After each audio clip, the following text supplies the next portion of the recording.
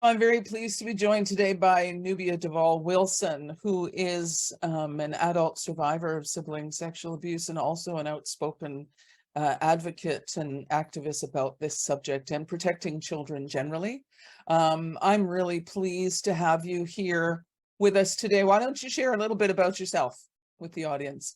Hi, Nancy. Thank you so much for having me. It's a real pleasure to be here. So I hail from South Orange, New Jersey, originally from Maryland. And as you said, I'm a survivor of sibling sexual abuse. I didn't really start to face it and even discuss it with my family until I was well into my 30s.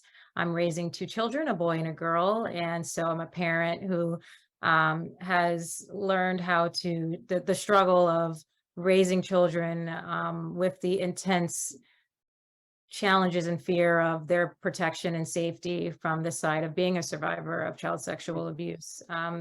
And so I'm really excited to be here today to discuss this more and discuss how to protect children. I'm also a professional publicist.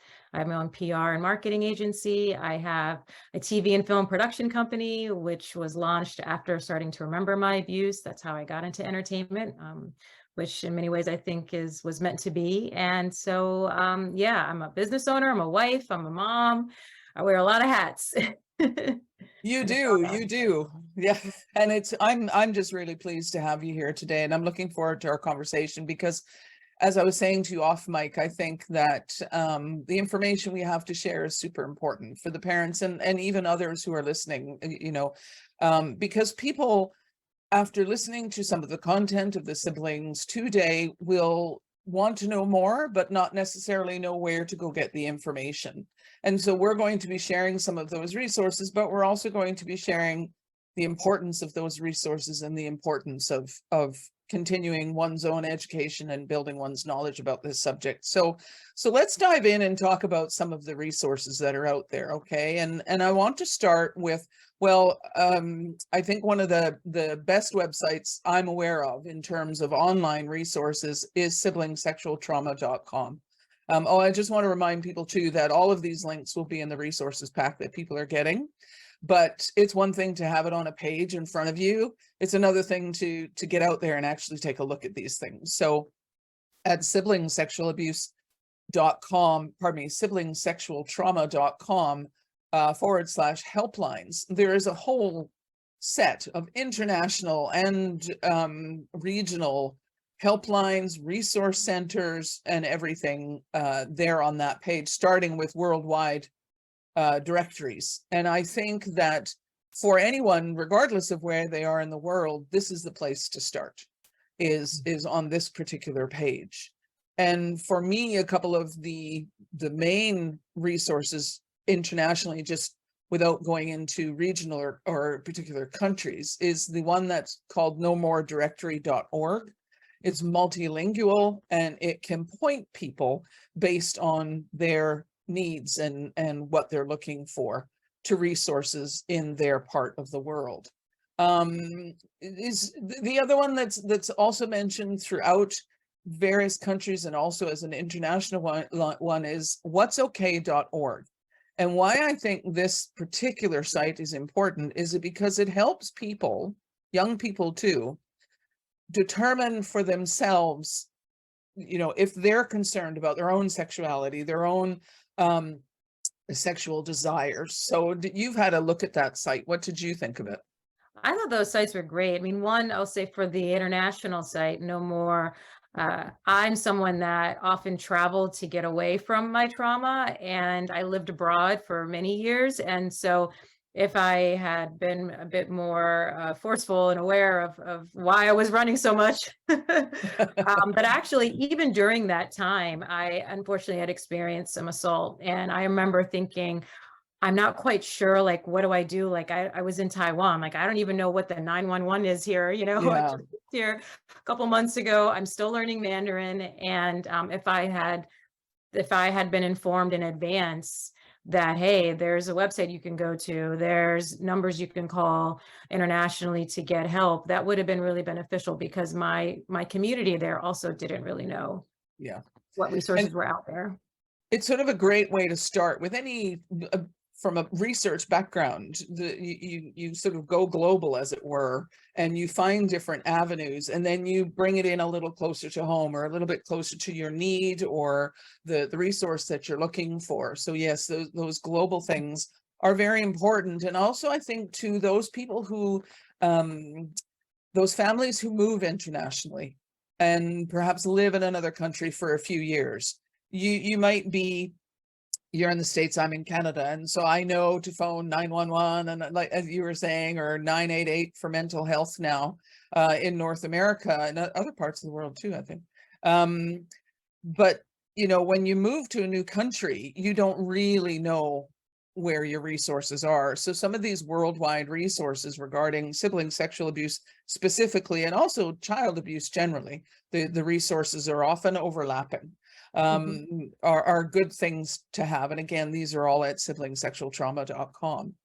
I appreciated the What's Okay as well. I had never come across a resource that enabled text messages and access to someone who's an expert to ask questions, Yeah. and to have sort of like a temperature check on your own personal sexual thoughts or activities, and have a safe space to do it. So thanks to technology and the texting for that to be an opportunity for those. And so it's great that you have uncovered that. And I want to share that more when I'm doing talks and in social media, the whatsok.org site, because I thought it was wonderful.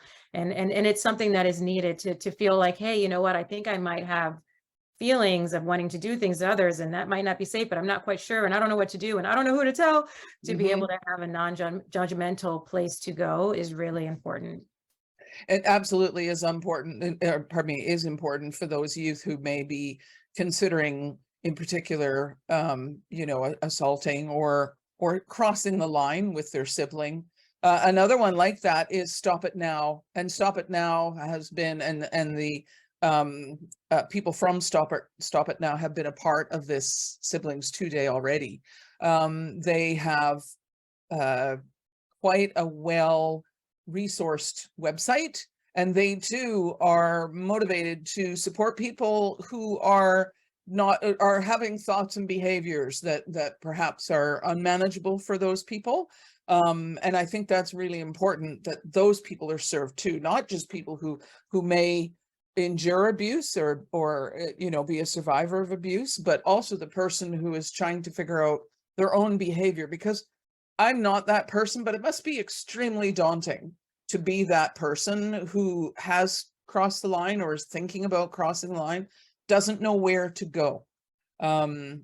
So yes, What's Okay and Stop It Now are excellent examples of resource-packed sites out there. There's another one that I found, well, through SiblingsSexualTrauma.com, called talkingforchange.ca. That's based here in Canada. And it too is anonymous phone chat and email for anyone concerned about being attracted to kids. Now, it is, of course, directed towards adults. But I believe that if you're a teenage youth, a teenage boy, for example, they would also provide you with support and some guidance and help you along the way. But for parents, I think, you know, where do you go when somebody discloses? You know, really, it's daunting. I'm a parent too, and I sort of, as a survivor as well, sort of sit back and think, what the hell would I do? Like where would I go? What would I do? Generally speaking, particularly women, our first port of call is our friends. You know, we go to our friends. But I don't know, that's difficult too. That's difficult to go to your friends. And your friends aren't professionals. Your friends, you know, I've had wonderful friends all my life, but every now and again I'll come to them with a concern, and it's kind of, oh yeah, well, whatever, you know. Or it's this big drama scene, and it's like, oh my God, we need to do this, we need to do that, and that's not always helpful either. So again, these resources, these websites can be somebody's first port of call. Yes. But let's look at what's available offline. There, you know, we obviously we think, okay, we've either as a parent got an inkling that something is going on and I'm not too sure, but I'm scared to phone social services because they might come and grab my kids.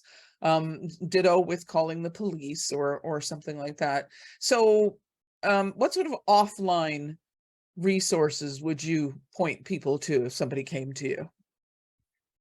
Yeah, it's as you said, it can be tough when you're trying to look to your community for answers. I think one, just first listening to your child and understanding what happened to them and letting the child know that you trust them, that you want to protect them, that you're there for them. And one, if a child does disclose, I mean, that's amazing because it can be really difficult for a child to do that, especially if it's incest, and a sibling. Um, and my advice is to contact if you can, get a professional therapist to come and do some family therapy and Mm, allow the child to have therapy, because as you said, parents aren't experts.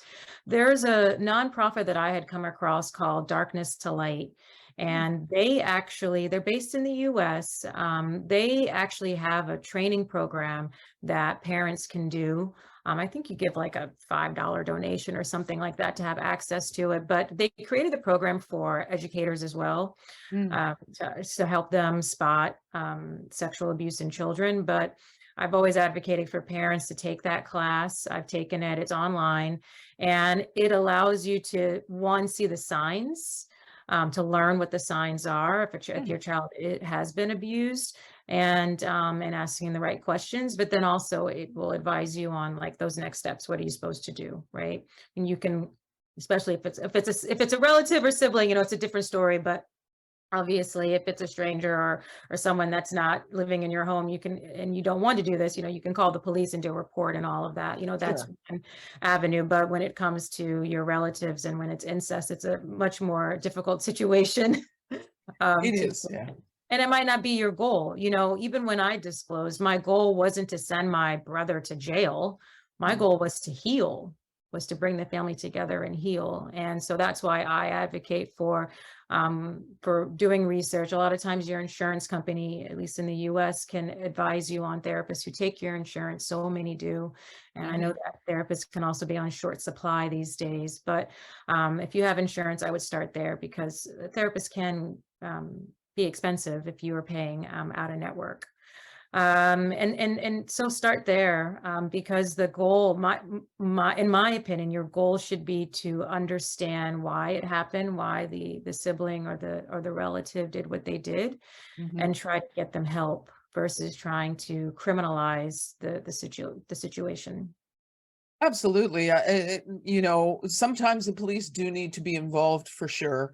But even in putting the siblings 2 days together, I've heard many stories where police were originally involved, but it wasn't perceived to be a police matter, quote unquote, and nobody was seeking to press charges as such. But the police were able to guide the family to the Mm. resources that they need, guide them to social services. I mean, the police, although we're often afraid of the police because we're not sure what's going to happen next to us, they're also a resource center. They know everybody that deals with all sorts of different situations, including this one, and so they can guide people to the appropriate services. And sometimes it's like social services in one's community, or the family centers and things like that. Even cross-culturally, I would encourage people who are perhaps originating from one country, but you're living in another one right now.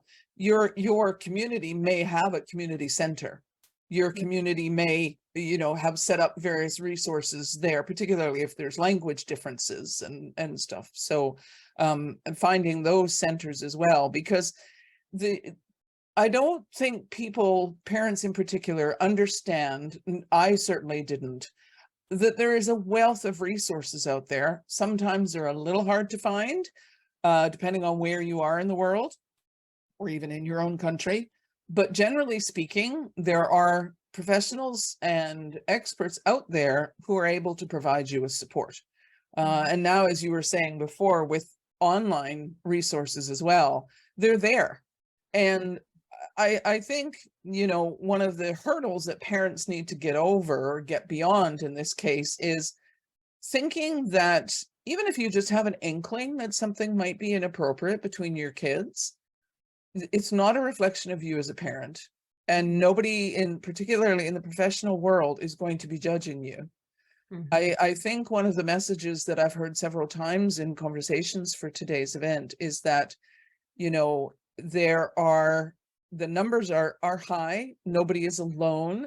Nobody's going to judge you. People are there to help you because this is a significant, highly detrimental thing that can occur in a family.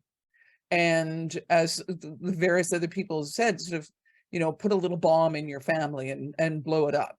But there are ways through it, and parents need to have that mindset that they can manage this without it being a reflection of them, or you know, people in the community are going to point their fingers and, you know, and stuff like that. I mean, it's just not really the case anymore. Maybe when I was a kid, you know, maybe people would have, because nobody talked about this subject when I was a kid. So, but not now. And again, there's more and more resources coming online and offline. There's more and more resources coming now than ever before. Yeah, you know, you just reminded me of two things. One is when my memory started coming back and I was starting to remember my abuse, my therapist, and I had already been seeing a therapist because I was just like, I have anxiety. Why? Why am I always anxious? Now I know. But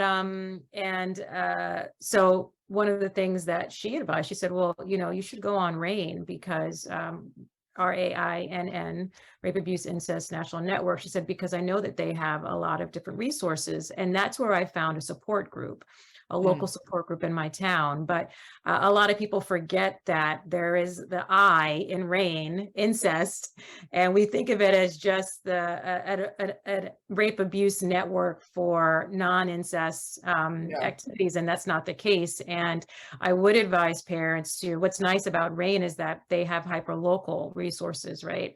So I'm in New Jersey. I found a local community group, not parent oriented. It was for adult survivors of abuse in general, but it was in just the town next over. And so I know that here in New Jersey, there are additional support groups for parents. In New York City, they have New York Center for Children, and it is for children who have been abused, no matter who was the perpetrator, and they actually provide medical services there for the child to give them a diagnostic after the act. They also provide free counseling for that child and their family. There's like a play area. I mean, I've been there, I've toured it. The communications director is a fellow alum of Barnard, where I went to college. So spent a lot of time just learning what they do. So if there is someone in the New York area who's watching this, New York Center for Children is wonderful. But there are a lot of hyper-local areas or community centers and nonprofits that will support families for therapy services. As I said, I know therapy can be expensive, but I would definitely recommend and advocate for parents to research. There might be a place in your town, if you're near an urban city, or even going to your church, religious institution, if you're synagogue, if you're Jewish, but there are free resources out there for sure. There are, and you bring up good points, going to one's church or place of faith, and even one's family doctor. Again, we you know, these resource centers and support services let themselves be known to these local community leaders, such as doctors and churches and religious institutions and cultural centers and stuff. So you might not know about it because, you know, if you're sitting at home, you might not know about it, but your family doctor probably does. They probably received a pamphlet from this center saying, we're here and these are the services we provide. And quite often we don't know what's available until we need it. But it's knowing where to go to find it. So we have both the online resources that we've been talking about, and I forgot about RAINN. Thank you very much for that. A great resource. Again, it'll be in the resource pack, and the other places that you've mentioned as well, make sure that they're there.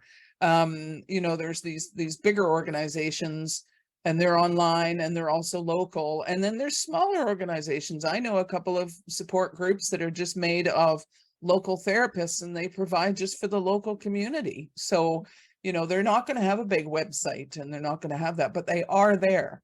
And that's the key thing, to support not only the parents, but the children who are not involved in the sibling sexual abuse, the one who caused the harm, and the one who was harmed. All of the people involved can find together resources and support. So it is possible to find these.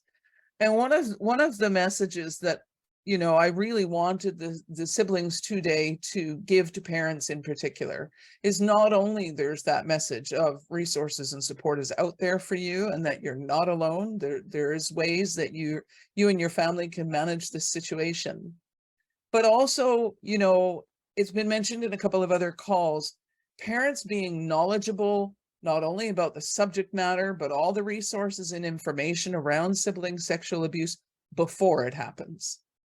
Because it's never a bad thing to learn, for example, how to communicate with your children when they're very young about body safety. That's never a bad thing. It's might be a little squeamish for you as a parent, you know, and stuff, but it's never a bad thing. So you and I both, as adult survivors, I mean, my parents passed before I ever had a conversation with them, and I don't think they would have ever contemplated that this could occur, and they probably never even heard of it. And if they did, I'd like to think that they would have responded well and done their research, but who knows? You're a parent, you understand the value of parents being knowledgeable about stuff they'll never ever use, hopefully, and how it can impact your communication. I would imagine even within your own family, you're knowledgeable from experience, but I would imagine you've also taken steps to find other knowledge so that you can communicate well with your kids around things like body safety and sexuality, and, you know, having those conversations quite young. Have you, I would imagine you've done that? Oh yeah, definitely, definitely. And I think I'm glad that you said we have to have these conversations before something happens. We do this all the time. We have fire drills at schools. We have our own at-home drill and what happens if there's a fire. We learn CPR before, you know, there are all these things that we learn in life, just in case there's an emergency. But I find that when it comes to how to protect our own bodies, we seem to silence ourselves, and we seem to misplace the importance of that by talking to our children, you know, earlier. And so as soon as my children were going to preschool, so about the age of 3, my son was going into the 2s, my daughter was going into the 3s. I had a nanny before that, and which was really wonderful because I was working from home. She was always here. She was very much like a grandma, and I totally trusted her. Plus, I was just, sometimes it was not great that I was right next door in my office trying to work, but I felt that safety and security. And so soon as they were going to preschool, and at that point, I was starting to remember my abuse, I was freaking out, you know, for sure. My son was still being potty trained, and I knew that there were going to be times when they were going to have to check, oh, did he pee, whatever. So I remember the first night that I had a conversation with them, my son was in the bathroom actually getting ready for bed. And I don't know why I chose bedtime to talk about this. It was a weird time. But anyway, I was explaining to him like, hey, you know, maybe it's because he just had a bath. Telling him where his private parts were, telling Ella where her private parts were. Let me know if someone touches you there, they're not supposed to, like you're potty trained, you know, you can, all of these things. And I actually, at the time, I hadn't really read a lot about what to say. It kind of just came naturally, but I realized having a therapist I talked to my therapist about it, and I think that allowed me to feel more comfortable having the conversation because it was scary. You know, my fear was that I was going to scare them into thinking that something would happen to them. And so really, I didn't want to make it this scary conversation. I wanted it to be more like, look, you know, you're going to preschool, it's a big deal. And you have to understand the importance of your body parts and where people should touch you and where they shouldn't. You mentioned something really important though, and that was the idea that there is a belief sometimes that in talking to children, not only about body safety and things like that, but specifically about nobody can touch you there, including your sibling, is all of a sudden going to change the sibling relationship, and siblings are going to be afraid of each other.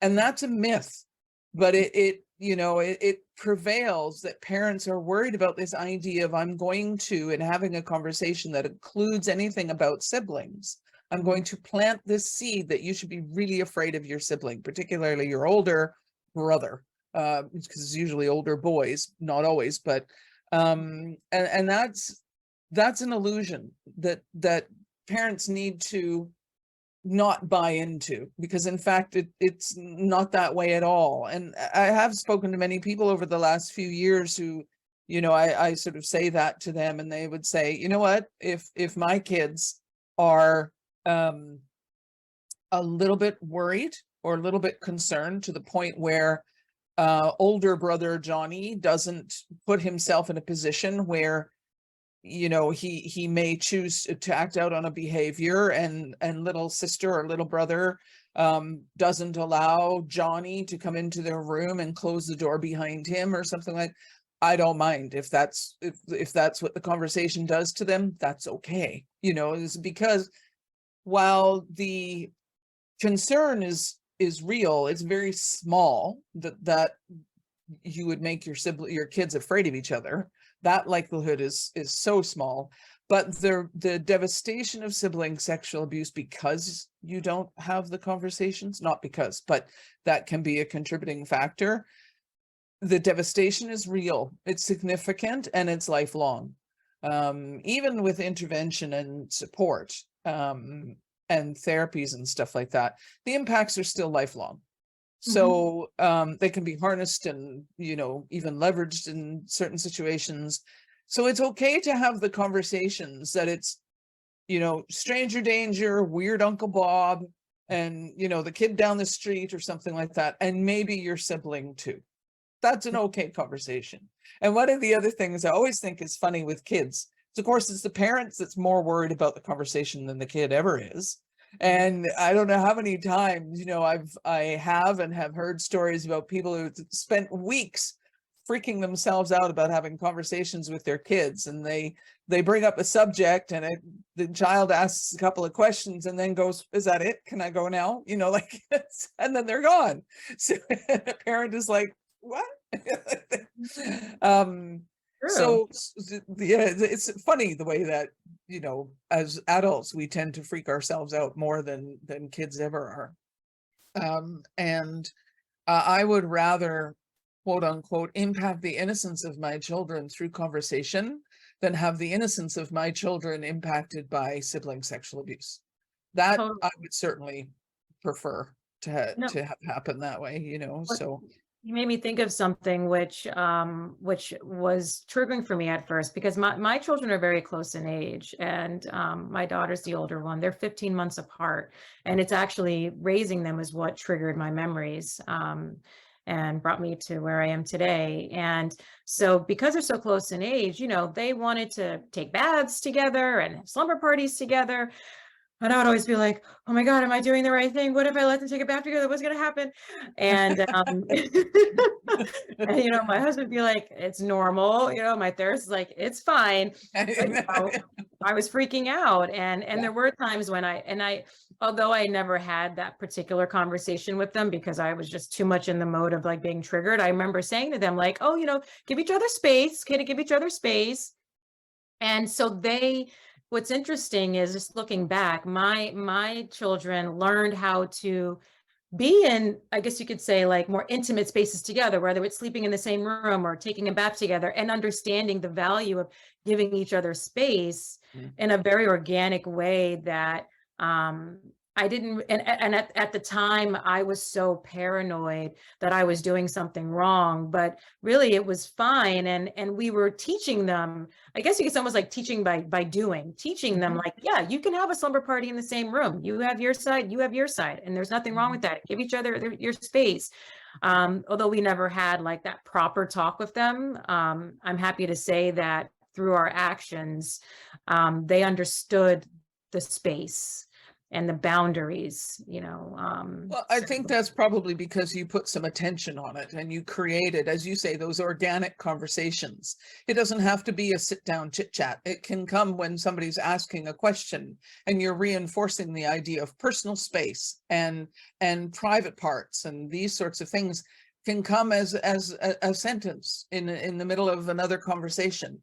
It's just, is this being reinforced?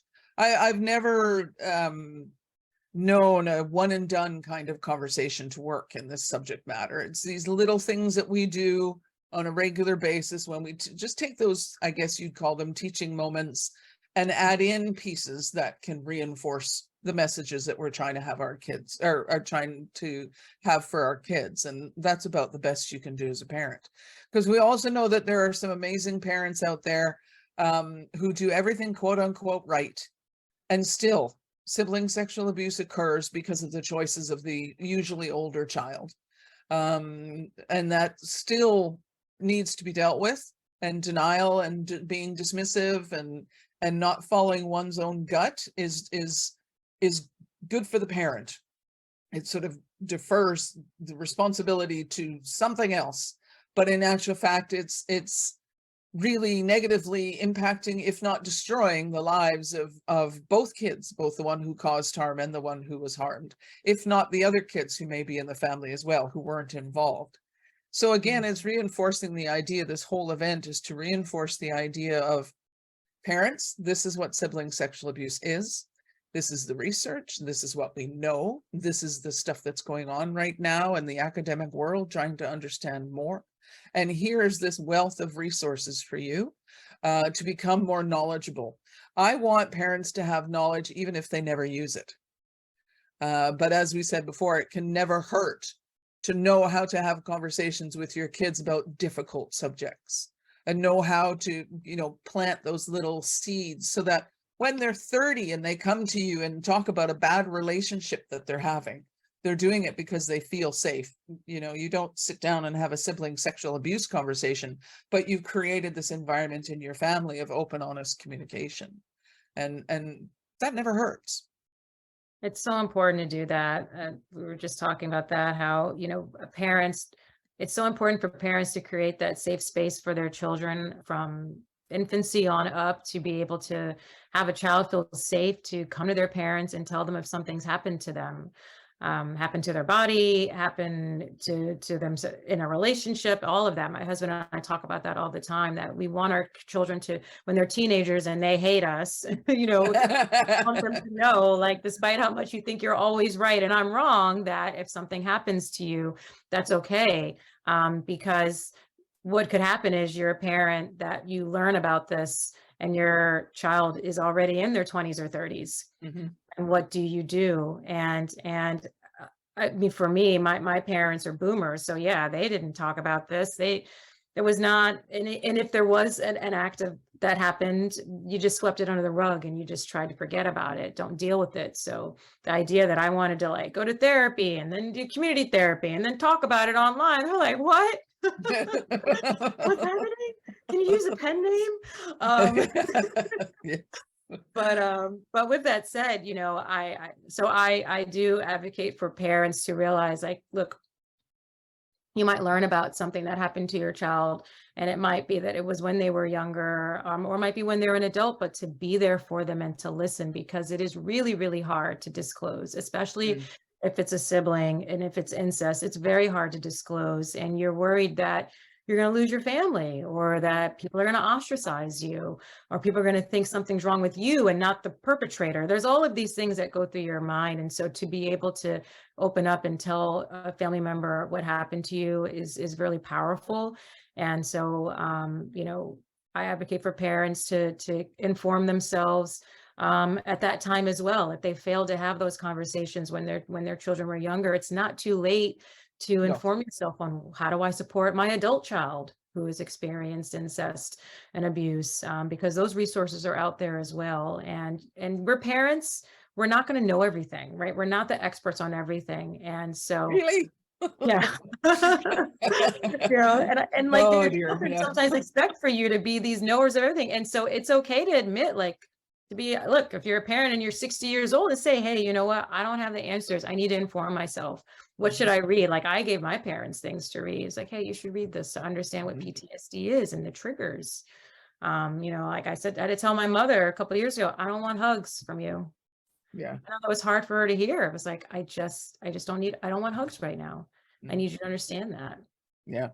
Yeah. I mean, a parent, regardless of your age, it's important, I think, to be always that safe space. And it's difficult, as a parent, you're also human. So you're going to have certain responses or reactions. If somebody tells you something difficult, I mean, I'm sort of trained in psychology and stuff. So I have a poker face. People don't want to play poker with me because they never know what I'm thinking or what's in my hand. But it's, very few people have that. So somebody can disclose something really difficult to me and I don't, squirrel up my face or kind of go, ugh, or something like that. It's more, I know my space because I'm trained that way, but very few people are. So parents really need to keep their emotions in check and not respond, because the other thing about disclosures is very rarely, even with adult children, that they will come to you and matter-of-factly tell you something that's happened. What they'll do instead is test the water a little bit. They'll disclose something and then, then they'll see what the response has been, and then they'll maybe try a different angle or disclose a little bit more and see what the response has been. So, sometimes with parents, it seems so simple. And I learned this long ago when I was studying family therapy, is when your kids are talking to you, look at them. Look at them. No matter what their age, just look at them and be there and be present. And I know it's hard. It's not easy to always be there. So in the moment, but it makes a significant difference. And we know in all the research that the amount of time we spend looking at our kids, particularly as they get older, goes down and down. That amount of time is less and less. And it's just a matter of turning and looking at your child when they're talking to you and being curious about them and engaged with what they're saying. One of the things that we're adding to the resource pack is a checklist for people to use today, right now. Pull the checklist out, because you will have received the resource pack by now. If you're watching this video, you already have the resource pack. So, and there's just a little checklist in there, which is a combination of information from a variety of places. And it's just, am I having conversations with my children, my young children, say, about body safety? Check that box. Am I spending time every day where I'm focused on the kids, just even if it's difficult to do, am I doing that? Did we start conversations with our kids when they were 3-4 years old, as you were saying, about space and private parts and stuff? Check the box. And also some questions about what is your attitude as a parent to sex, regardless of your age. Do you ever talk to your children about these subjects? But what is your personal attitude? How do you show up in the world in having these conversations? Are you open to the conversations and things like that? So I want for people to sort of stop this video when it ends and go straight to that checklist and tick the boxes. And you're not going to be able to tick them all. I can pretty much guarantee that. But use the checklist as a communication tool between you and your partner, husband, wife, whatever. Or if you're a single parent, take it and talk with a close friend. Go over the checklist and sort of give yourself a measure of your own family structure, your own family life.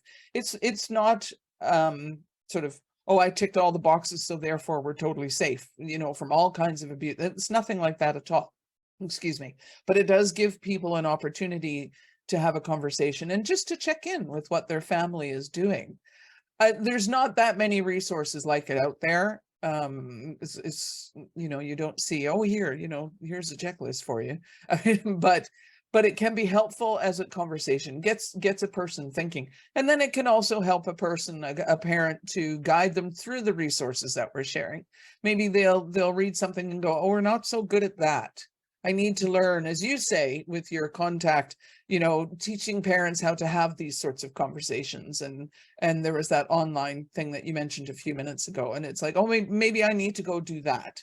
Or maybe I need to go and speak to somebody in my church or in my community, my cultural community. I need to go and speak with somebody. This just points adults in a direction that might be useful for them. I know for me, I wish I had checklists for parental skills, but Yeah, the checklist is great. Like I want to keep the conversation going with my children, so I plan on definitely using it. And it just helps guide the conversation, because otherwise you do kind of feel like, what am I supposed to say? I don't want to say the wrong thing. You end up feeling, and that's what it's like you become analysis paralysis is what I call it. And then you just don't say anything, right? So I think what you're doing is great, and giving parents this resource and a guide, and so that they can keep the conversation going. that's great. And I appreciate that. It's being knowledgeable even before the fact. As you say, we learn about so many other things that we'll probably never use. I mean, I know CPR and have done for 40 years, and I've never used it. But I'm glad I know it just in case. It also gives me a type of confidence if I'm walking, and I've been involved in like different accidents and things at work where people collapse and stuff. And it just gives you that confidence to be able to handle something better than if you didn't know it. So that's what all the information and knowledge from this event is about. And these resources can help people to continue that learning. And they can map themselves through the resources based on who they are, their family structure, where they are in the world. And ideally, the checklist will help to guide them through that as well. As we wrap up our conversation, is there anything else you'd like to share with the parents and others who are listening into our conversation today?